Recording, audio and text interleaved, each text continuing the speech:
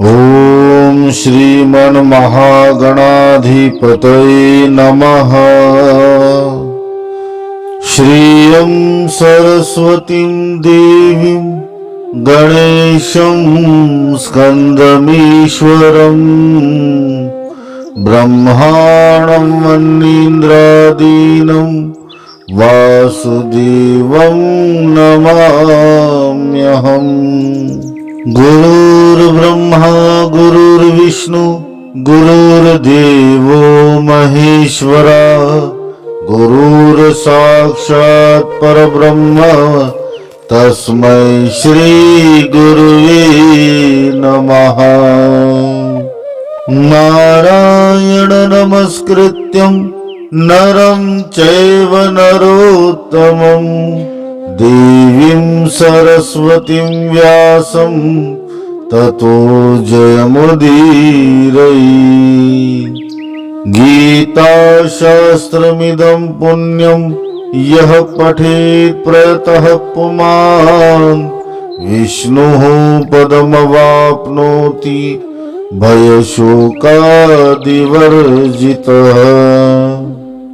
ओम नमो भगवते वासुदेवाय। सभी को ओम नमो नारायण। श्रीमद् भगवद गीता की चर्चा करते हुए अब तक हमने सप्तम अध्याय की चर्चा की। सप्तम अध्याय में भगवान ने अर्जुन को अपनी सर्वव्यापकता तथा सर्वरूपता के बारे में बतलाया है तथा सगुण तथा निर्गुण रूप में भगवान को समग्र रूप से जानने वाले भक्त की महिमा का भी वर्णन किया है।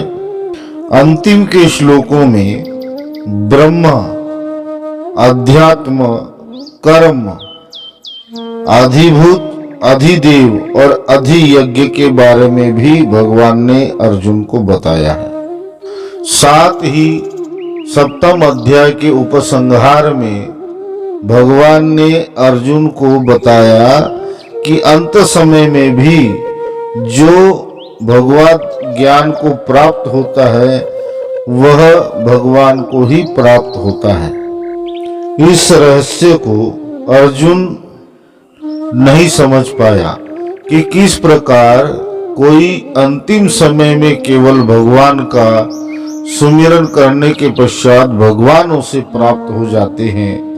इसलिए ब्रह्म, अध्यात्म, कर्म, अधिभूत, अधिदेव, अधियज्ञ और अंतमति सुगति, इन सातों के विषय में अर्जुन भगवान को 7 प्रश्न करते हैं। वही अष्टम अध्याय है। इस अष्टम अध्याय में भगवान ने अक्षर और ब्रह्म, जो कि भगवान के सगुण और निर्गुण दोनों ही स्वरूप का पर्यायवाची शब्द है, उसका निरूपण भगवान ने इस अध्याय में किया है। इसलिए इस अष्टम अध्याय का नाम अक्षर ब्रह्म योग रखा गया है। अर्जुन उवाच किम तत् ब्रह्म किम अध्यात्मं किम कर्म पुरुषोत्तम अधिभूतं च किम प्रोक्तम अधिदेवं किमुच्यते। अर्जुन ने कहा, हे पुरुषोत्तम, वह ब्रह्म क्या है, अध्यात्म क्या है, कर्म क्या है, अधिभूत नाम से क्या कहा गया है और अधिदेव किसको कहते हैं। यहाँ अर्जुन अपने प्रश्नों को भगवान के आगे रख रहा है। ब्रह्म जो है, यह नाम अनेक तत्वों के लिए उपयोग किया जाता है। जैसे वेद को भी ब्रह्म कहते, वेद ब्रह्म।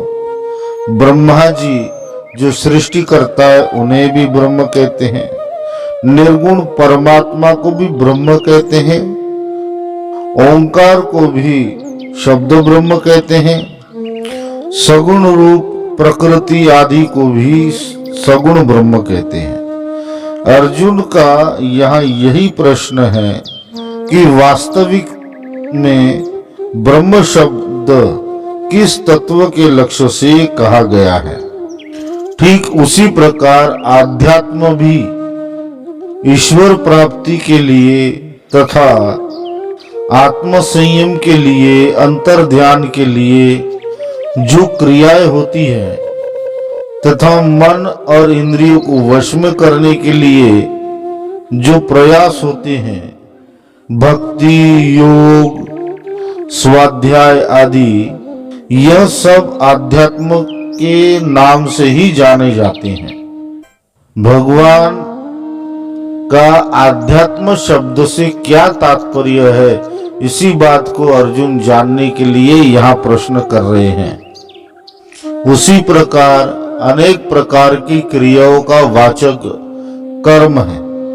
मनुष्य के द्वारा किए जाने वाले यज्ञ, दान आदि शुभ कर्म, परमात्मा की सृष्टि रचना रूप कर्म। स्पष्ट रूप से कर्म का तात्पर्य भगवान का क्या है, यह जानने के लिए अर्जुन ने कर्म का प्रश्न किया है। उसी प्रकार अधिभूत, जो पूर्व में भगवान ने बताया कि सभी जड़ वस्तु तथा तत्वों को अधिभूत कहते हैं, तो यहाँ भगवान का तात्पर्य अधिभूत अर्थात केवल पंच तत्व से है या सृष्टि जगत में संपूर्ण प्राणी मात्र से है, यह अर्जुन जानना चाहता है। आदिदेव के पद से भगवान किस देवता के बारे में बता रहे हैं, इस जिज्ञासावश अर्जुन का यह प्रश्न है। तथा पुरुषोत्तम रूप से भगवान ने किसे संबोधित किया है, यह जानने के लिए अर्जुन ने यहाँ प्रश्न किया है। दूसरे श्लोक में अर्जुन कहते हैं, अधियज्ञः कथम कोत्र देहेऽस्मिन् मधुसूदनः प्रयाणकाले च कथम ज्ञेयोऽसि नियतात्मभिः। हे मधुसूदन, यहाँ अधियज्ञ कौन है और वह इस शरीर में कैसे है, तथा युक्त चित्त वाले पुरुषों द्वारा अंत समय में आप किस प्रकार जानने में आते हैं। जैसे कि भगवान ने पूर्व में कहा कि अधियज्ञ अर्थात जीवन चेतना आत्मा जो प्रत्येक प्राणियों में स्थित है, तो अर्जुन यहाँ वही प्रश्न कर रहे हैं। हे मधुसूदन, यह अधियज्ञ जिसके बारे में आप बता रहे हैं, वो शरीर के भीतर किस प्रकार रह रहा है, यह जानने की जिज्ञासा अर्जुन यहाँ पूछ रहे हैं। तथा सप्तम प्रश्न अर्जुन का यह है कि जब भगवान ने कहा कि अंत समय जो मुझे जानता है वो मुझे प्राप्त होता है, तो अंत समय में जब संपूर्ण इंद्रियां अवरुद्ध हो जाती हैं, प्राण कंठ को आ जाते हैं, उस समय पुरुष अंत काल में अपने चित्त को किस प्रकार आप में लगाकर आपको जानते हैं। जिसका मृत्यु निकट आया है, अंत समय जिसका निकट आया है, वे किस साधन से यथार्थ ज्ञान को प्राप्त होते हैं, यहाँ अर्जुन की यह भी जिज्ञासा है।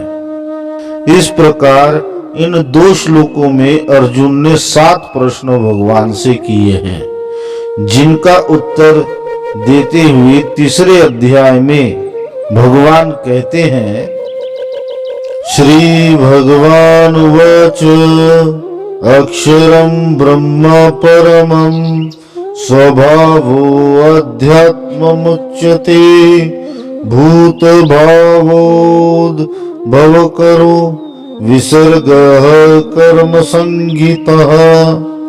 श्री भगवान ने कहा, परम अक्षर ब्रह्म है, अपना स्वरूप अर्थात जीवात्मा अध्यात्म नाम से कहा जाता है, तथा भूतों के भाव को उत्पन्न करने वाला जो त्याग है वह कर्म नाम से कहा गया है।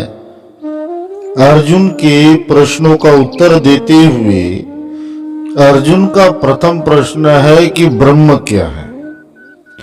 भगवान यहाँ ब्रह्म पद के साथ परम और अक्षर पद का प्रयोग करते हैं।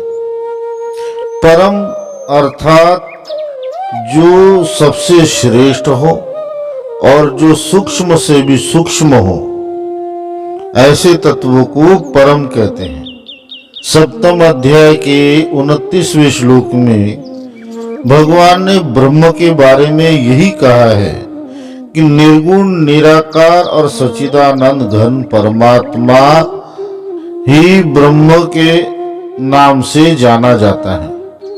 और ब्रह्म शब्द के साथ परम शब्द लगाने से अब अर्थ यह बनता है कि जो सबसे श्रेष्ठतम है, जो सूक्ष्म से भी सूक्ष्म है, बृहत से भी बृहत है, सर्वव्यापक है, जिसका कोई आकार नहीं, जो निर्गुण है, जो निराकार है, जो निर्विकार है तथा केवल और केवल एक आनंद रूप है, उसी पर ब्रह्म को यहाँ ब्रह्म कहा गया है। साथ ही अक्षर शब्द, अक्षर अर्थात जिसका क्षर नहीं होता, जिसका क्षय नहीं होता, जो नित्य निरंतर एक जैसा ही रहता है, जो सदैव पूर्ण अवस्था में रहता है, उसे अक्षर कहते हैं। तात्पर्य यह है कि अक्षर और ब्रह्म दोनों ही उस अनंत सच्चिदानंद घन परमात्मा को ही लक्ष्य करते हैं। अब भगवान अर्जुन के आध्यात्म विषयक प्रश्न के उत्तर में कहते हैं कि आध्यात्म अर्थात जीवात्मा, तो जितने भी साधन हैं जो उस जीवात्मा को जानने के लिए किए जाते हैं, जीवात्मा का अनुभव करने के लिए किए जाते हैं, उन सभी साधनों को आध्यात्म मार्ग ही कहते हैं। आध्यात्म अर्थात परमात्मा की परम चेतना, जिसे भगवान ने पूर्वों में परा प्रकृति रूप भी कहा है, वह आत्म तत्व ही जो प्रत्येक शरीरधारियों में विद्यमान है तथा जिनके बल से शरीर, इंद्रिय, मन, बुद्धि आदि अपरा प्रकृति कार्यान्वित होती है, उस परा प्रकृति चेतन तत्व को ही आध्यात्म कहते हैं।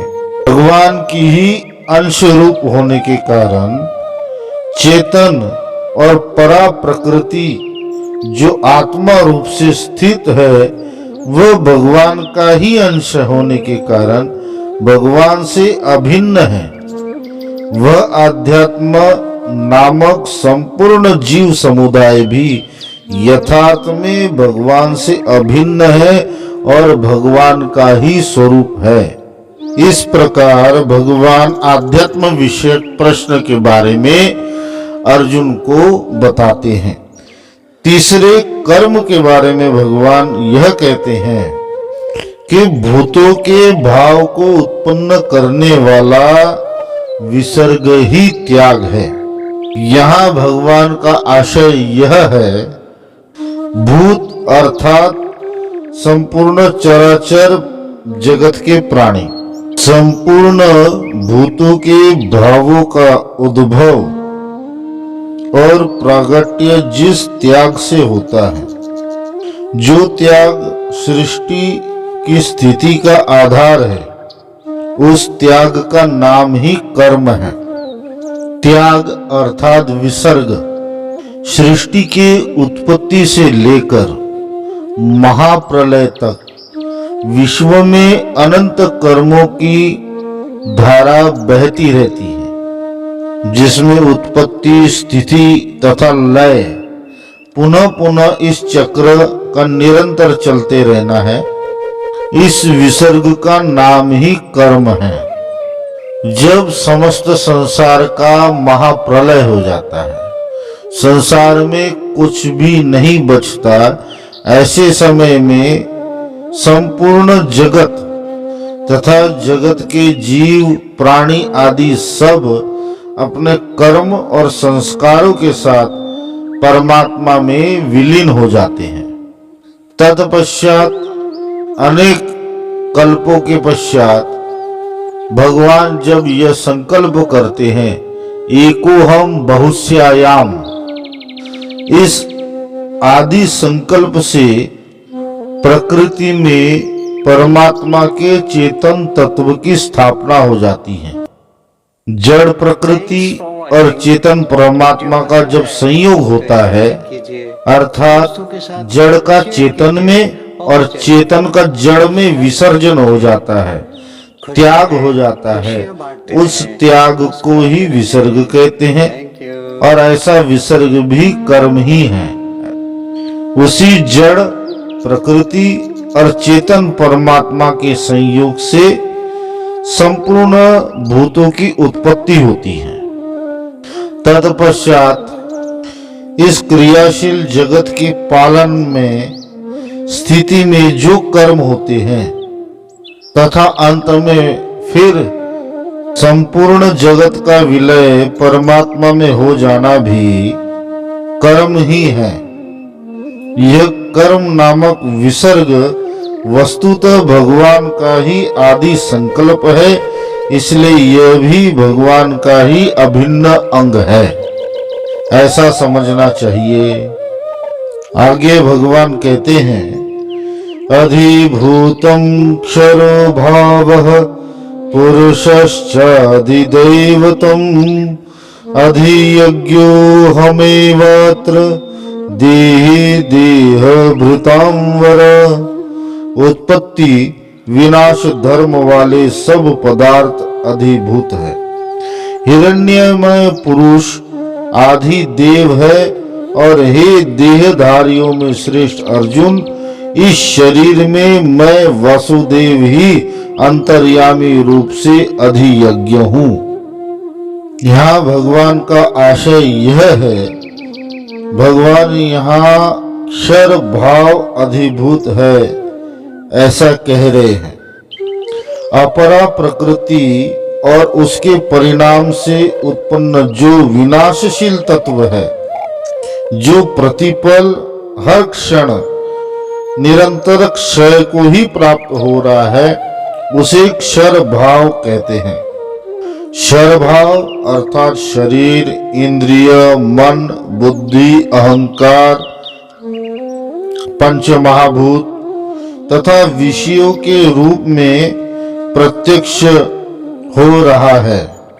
इसी क्षर भाव को अर्थात शरीर को जीव रूप चेतन परा प्रकृति ने धारण कर रखा है। सप्तम अध्याय में भगवान ने परा तथा अपरा प्रकृति को भी अपना ही रूप बताया है।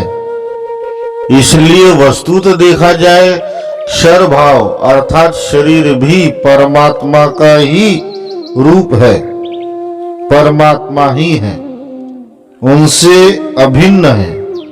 अर्जुन के अगले प्रश्न हिरण्यमय पुरुष के बारे में भगवान कहते हैं, पुरुष अर्थात इस सृष्टि के प्रथम पुरुष, जिनके द्वारा यह सृष्टि उत्पत्ति का कार्य शुरू हुआ है, अर्थात ब्रह्मा जी, जिन्हें प्रजापति भी कहा जाता है। जड़ चेतन संपूर्ण जगत, संपूर्ण विश्व के यही प्रजापति प्राण पुरुष है। समस्त देवता इन्हीं प्रजापति ब्रह्मा के अंश है। यही सबके अधिपति है, उत्पादक है। इसीलिए इनका नाम अधिदेव है। और स्वयं परमात्मा ही ब्रह्मा जी के रूप में प्रकट हुए हैं। इसलिए ब्रह्मा जी भी परमात्मा के रूप से अभिन्न है, वह परमात्मा ही है। अगला प्रश्न अर्जुन का अधियज्ञ के बारे में है। अधियज्ञ के संबंध में अर्जुन ने दो बातें पूछी कि यह अधियज्ञ कौन है और यह अधियज्ञ इस शरीर में किस प्रकार निवास करता है। 7वें अध्याय के 22वें श्लोक में भगवान ने कहा है कि जगत के संपूर्ण कर्म के फलों का विधान वे ही करते हैं, इसलिए वे कहते हैं कि अधियज्ञ मैं स्वयं हूं। तो यहाँ अर्जुन के इस प्रश्न का अर्थ प्राप्त हो जाता है, उत्तर प्राप्त हो जाता है कि अधियज्ञ कौन है। अधियज्ञ स्वयं परमात्मा ही है, जो संपूर्ण यज्ञ अर्थात कर्मों के फल देने वाले हैं। अब अर्जुन का अगला प्रश्न कि यह अधियज्ञ शरीर में किस प्रकार स्थित है। तो भगवान कहते हैं अंतर्यामी व्यापक स्वरूप ही देह में रहता है। भगवान सर्वव्यापक है तथा अंतर्यामी रूप से सभी के अंदर है।